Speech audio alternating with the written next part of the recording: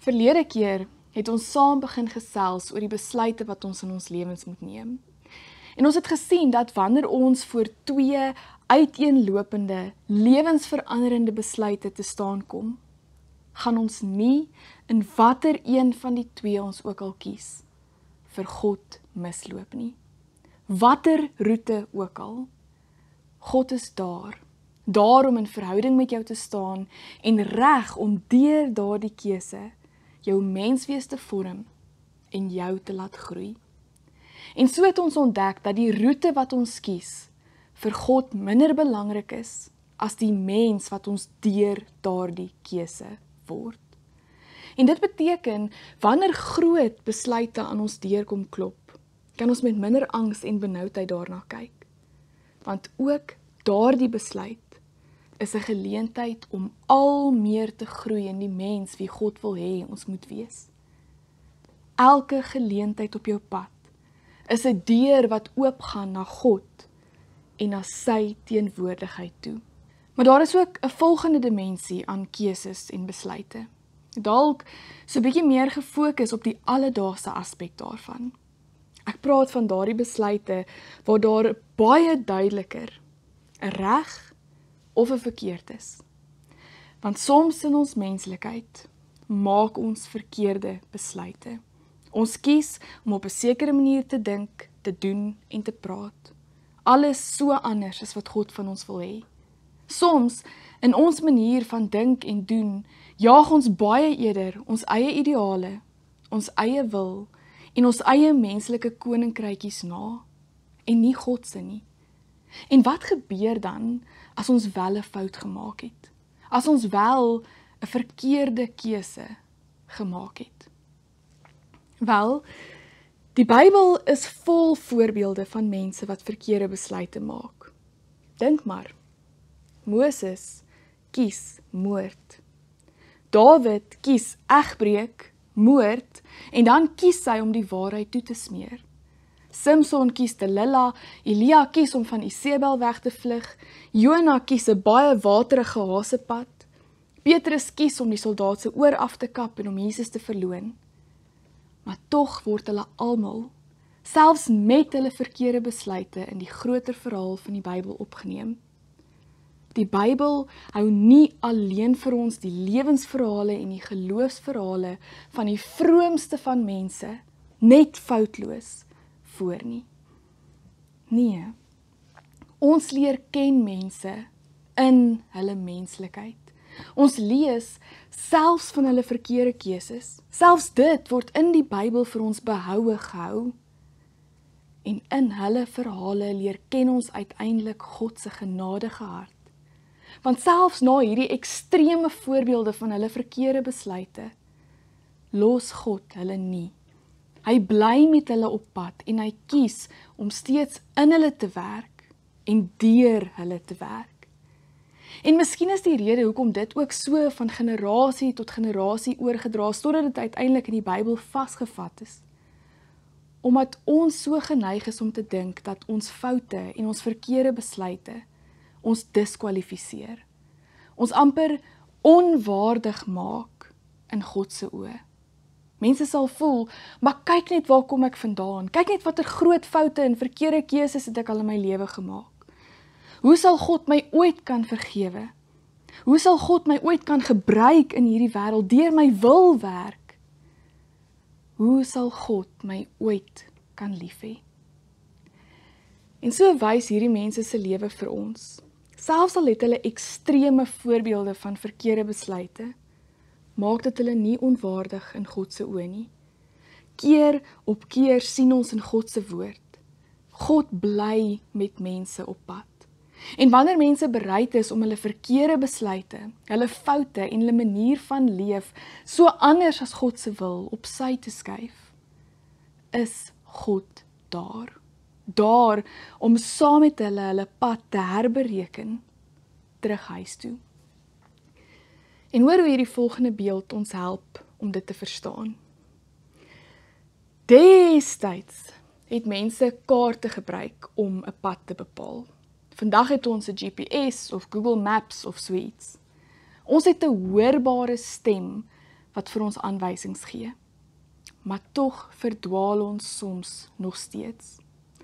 Dalk omdat ons nie mooi opgelet het nie, dalk omdat ons per ongeluk 'n draai gemis het, of dalk omdat ons net nie die aanwysings vertrou het nie, en eerder besluit het om ons eie kop te volg. Besluit, ek wil eerder daai kant toe, nie daai kant toe nie. En dalk het jy, soos ek dit ook al beleef, dat omdat jy jou eie kop volg, en omdat jy dink, hierdie GPS kan net nie reg wees nie, en jy volg jou eie kop, dan lyk dit aanvanklik of jy wyser was as die GPS. Tot jy uiteindelik in die reuse verkeersknoop inry, wat hy gesien kom het.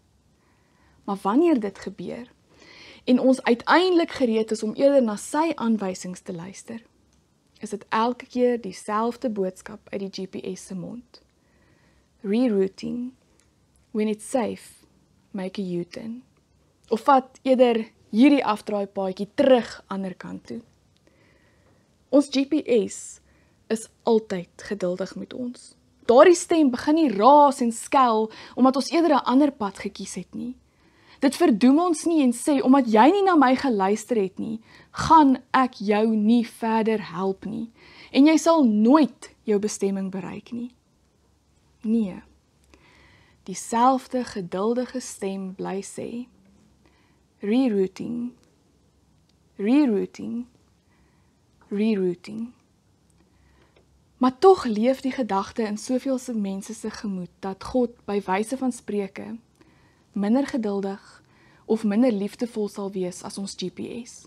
Asof God nie kan wag om te reg te wys en ons oor die vingers te tik oor ons verkeerde besluite nie. Maar ook hieroor het Jesus God se hart kom openbaar. As ons gaan kyk, dan sien ons, Jesus het baie verhale vertel van mense wat verkeerde keuses gemaak het. Een daarvan, die gelykenis van die verlore seun. Daar was 'n man wat 2 seuns gehad het. Die jongste het vir sy pa gesê, "Pa, gee my deel van die besittings wat my toekom." Hy het toe die goed tussen hulle verdeel. Nie lank daarna nie, het die jongste seun alles tot geld gemaak en van die ouerhuis af na 'n ver land toe vertrek. Daar het hy sy geld verkwis deur losbandig te lewe. Nadat hy dit alles deurgebring het, het daar 'n kwaai hongersnood in daardie land gekom. En ook hy het begin gebrek ly. Hy het toe sommer by een van die mense van daardie land gaan bly, en die het hom na sy plaas toe gestuur om varke op te pas. Daar het hy gewens, hy kon sy honger stil met die pele wat die varke eet, maar niemand het hom daarvan gegee nie. Toe kom hy tot inkeer en sê, "My pa het wie weet hoeveel dagloners, en hulle het almal oorgenoeg kos, en hier vergaan ek van die honger. Ek sal dadelik na my pa toe teruggaan en vir hom sê, Pa, ek het teen God en teen pa gesondig. Ek is nie meer werd om pa se seun genoem te word nie. Behandel my soos een van pa se dagloners." En hy het sonder versuim na sy pa toe teruggegaan. Ons sien hier 'n U-draai gemaak in die rigting van sy pa. Toe hy nog ver aankom, het sy pa hom al gesien en hom innig jammer gekry. Hy hardloop hom tegemoet, omhels hom en soen hom. Toe sê hy die seun vir hom, "Pa, ek het teen God en teen pa gesondig. Ek is nie meer werd om pa se seun genoem te word nie." Maar sy pa roep sy werksmense. "Maak gou, bring klere, die beste, en trek dit vir hom aan. Sit vir hom 'n ring aan sy vinger en trek vir hom skoene aan. En bring die vetgemaakte kalf, slag hom en laat ons eet en feesvier. Hierdie seun van my was dood en hy lewe weer. Hy was verlore en ek het hom teruggekry." Toe het hulle begin feesvier. Hierdie seun maak die besluit. Hy kies om sy ouerhuis te verlaat, sy erfgeld te vermors en sy pa te onteer. En wanneer hy met die gevolge en die konsekwensies van sy reeks verkeerde besluite sit, is hy uiteindelik gereed om na die stem van die spreekwoordelike GPS te luister. Hy is gereed om rigting en leiding te ontvang. Rerouting, when it's safe, make a U-turn. Hy maak 'n 180 grade draai weg van die varke terug na sy pa. En soos hy daardie pad stap, het hy daardie tipiese minderwaardigheidsgevoelens na sy verkeerde keuses. Hy dink, hy is nie meer werd om sy pa se seun te wees nie. Hy sal maar een van sy pa se slawe moet word. En hy maak die aanname dat hy vir die res van sy lewe vasgevang in hierdie plan B, die lewe van 'n slaaf sal wees. Maar hy dink, dis beter as wat hy nou het, en hy stap. Presies soos wat ons ook soms oor onsself dink na verkeerde besluite en verkeerde gewoontes en verkeerde optrede. Ons dink, sal God ons ooit kan vergewe? Sal God ooit vir ons lief wees? Sal ons ooit God se kind kan wees? Sal God ons ooit kan gebruik? Maar kyk wat sien ons hier. In hierdie gelykenis sien ons presies wat ons ook in ons eie lewe beleef. Ons sien alle keuses het konsekwensies. Die verlore seun sit daar tussen die varke, in die modder en tussen die mis, en hy honger, hy wens hy kan die varke se kos eet. Maar niemand gee dit vir hom nie. En wanneer hy besluit, hy maak hierdie spreekwoordelike U-draai, hy keer terug, presies in die ander rigting, terug na sy pa, beteken daardie goeie keuse van hom, dat sy tyd saam met die varke verby is. Vir ewig verby, hy gaan nie terug varke toe nie. Dink maar, as jy jouself in 'n verkeersknoop bevind en die GPS help jou daaruit, gaan jy mos nie weer dieselfde pad ry om weer in daardie einste verkeersknoop te gaan vassit nie.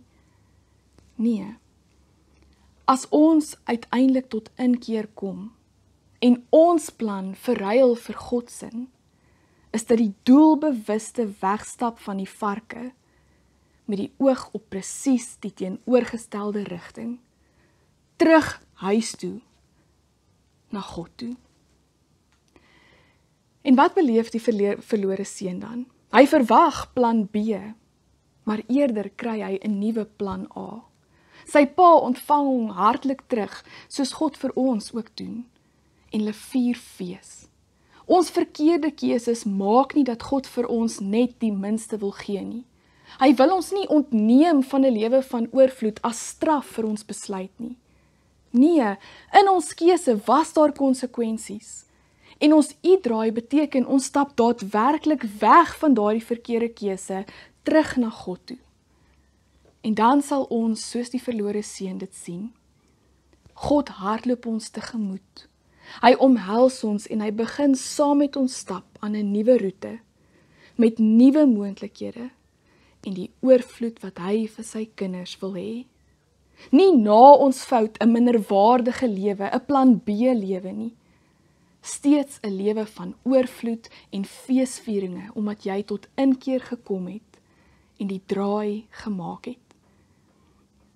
En as ons dit sien, as ons weet dat dit is hoe God met sy kinders werk, beteken dit nie dat ons dit wat ons weet verkeerd is, tegemoet hardloop. Want wanneer ons eendag die U-draai wil maak, wag daar mos genade vir ons nie. Dis nie hoe God se kinders maak nie. Natuurlik wag die genade vir ons, maar steeds is verkeerde keuses nie iets wat ons nastreef nie. Jy gaan met die konsekwensies van jou besluite sit. Maar dit wat ons vanaand moet hoor, is jou verkeerde besluite van die verlede diskwalifiseer jou nie in God se oë nie. Wanneer jy wegdraai van jou fout, wegdraai van die varke, is dit 'n wegdraai. En soos jy in die ander rigting stap, sal jou oë en God se ontmoet, en jy sal sien hoe hy jou tegemoet hardloop. Soms wonder 'n mens as 'n besluit geneem moet word. Hoe weet ek of hierdie keuse God se wil is of 'n mens se wil is? Hoe herken ons God se stem te midde van soveel stemme in hierdie wêreld? Ek glo dat God met ons praat deur rigtinggewende gedagtes, gedagtes wat ons nie andersins sou gehad het nie. Maar hoe weet ons of daardie gedagtes sy oorsprong het in ons eie menslike wil en neigings? En of dit van God afkom? Ek dink daar is 'n paar belangrike maatstawwe wat ons kan gebruik om ons hiermee te help. Eerstens, vra vir jouself af, gaan hierdie gedagte wat ek het, my verhouding met God, my verhouding met ander en my verhouding met myself, positief of negatief beïnvloed? Tweedens, gaan hierdie gedagte my uiteindelik by 'n lewe van oorvloed en florering uitbring, 'n lewe waar ek groei as mens en waar my karakter positief gevorm word? Dit beteken natuurlik nie dat daar nie uitdagings gaan wees of dat uitdagings die teken is dat jy verkeerd gehoor het nie. Nee, die vraag is, gaan dit jou vorm as mens en jou laat floreer soos God vir ons wil hê? Derdens, is wat ek hoor in lyn met hoe ek God ken en hoe God homself in sy woord en in Jesus aan ons openbaar? Want daar is sekere dinge wat God nooit vir ons sal sê nie. God sal nie byvoorbeeld sê, wees angstig, dink net aan jouself, gee eerder op, maak ander seer op jou pad om te kom waar jy wil wees nie. Dis ons stem wat praat. Die rigtinggewende gedagtes in ons kop moet met ander woorde in lyn wees met hoe God waarlik is en wat God sê.